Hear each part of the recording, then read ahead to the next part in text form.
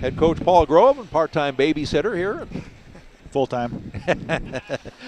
That's parenting. Yeah.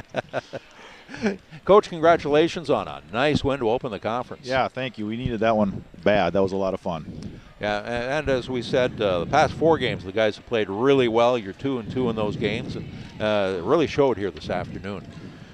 Yeah, I agree. It picked up right before Christmas. I thought we played. We didn't win those 2, but we played very, very well. We did a lot of things we wanted to do, and as a coach, you can't always look at that final score. You have to look at what's going on during the game, and I was really happy with the way played against Mayville and Valley here to end the break, and the boys have built off that right now.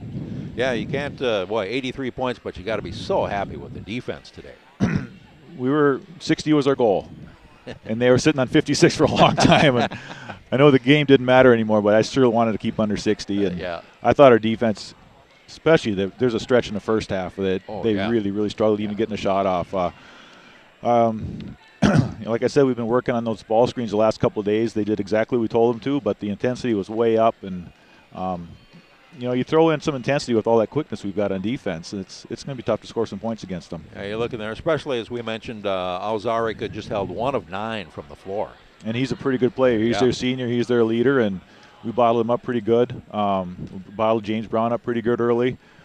And he's a very tough matchup, but RJ did a great job on him. And I was really proud of our seniors in those first 10, 12 minutes. I mean, RJ and Neil really set the tone. RJ got to the basket I don't know how many times there. And converted 3-point plays. Yeah. No, that was tough. I mean, he single-handedly pulled them out of their man-to-man, got them into their zone. I had the wrong team against the zone for a while, which is my fault. Then we got the right team in there, and I thought we did a good job there too. And eventually they went man-to-man again.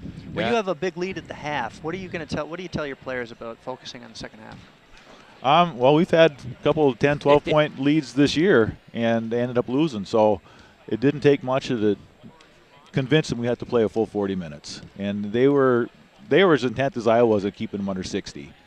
So, when you've got guys like that, leaders are not going to let the intensity go down. Because, I can tell them, but if the seniors are telling them and the players are telling them, that means way more than coming from me. Yeah, and there was no letdown in the second half. I really didn't see one. There was a little stretch where we got kind of complacent, but for the most part, I thought that was a full 40 minutes, and we did a pretty good job in that. Yeah, most definitely. So now you build on this and go to the road next weekend, Bethany Lutheran and Martin Luther. Yeah, we'll be back in classes on Monday, so things are going to get back to normal. That'll be good. I think it is too. It's a lot easier. I mean, this last week was fun. You guys had nothing but basketball, but it's a lot easier to be in a routine. So, the first UMAC road trip. I don't know if we keep playing like this. I like our chances a lot. Yeah, most definitely. Yep. And another stat today that we're happy with is just 9 turnovers. Is that what it was? Yeah. Okay. Very good. And I know at halftime we had forced Crown into 7 turnovers with no assists. That shows you how good the defense was right there. If we can keep our own turnovers in single digits, that's huge. Yeah. That's very, very big. I guess the only stat that's jumping on me that I don't like too much, that's 6 for 27 from 3. Yeah. Right. Yeah, you like that. 6 for 17 in the first half, but yeah. Went a little bit cold. So knowing what you do about Martin Luther and Bethany Lutheran, what are you going to focus on this week in practice? A lot the same as we did this week. Yeah, very much so. We're going to keep that defense intensity up. They run a lot of motion also, a lot of ball screens. So if we can just keep jumping to that ball and make those ball screens ineffective, at least that first one, if we can take that first one away, the defense will probably win that battle. So we're gonna keep on with that.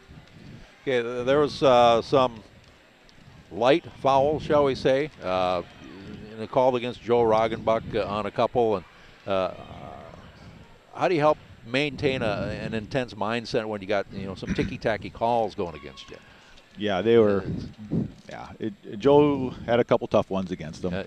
And he's pretty intense.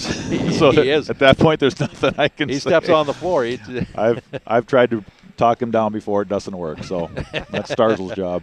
Hey, you talked about R.J. Dean, but Neil Helgeson, 9 rebounds.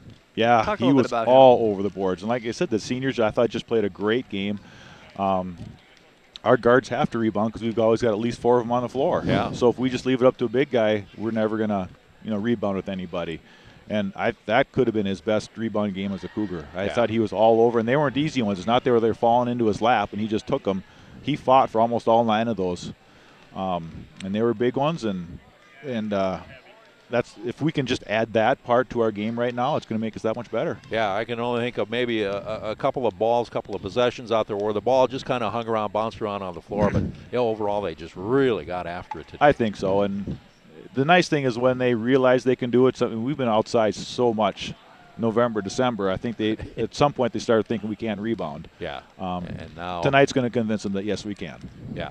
So they'll go out with a good taste in their mouth and get ready for next weekend. Yep, they better enjoy a day off tomorrow, and we'll be back at it Monday afternoon. All right, Coach, thanks for joining us. All right, thank you, guys. Nice game. Head Coach Paul Grove with us here on the Cougar Sports Network. The Cougar men winning 83-56, and the Cougar women winning 88-47 over the Crown College Storm. So both starting 1-0 in the conference season for the year.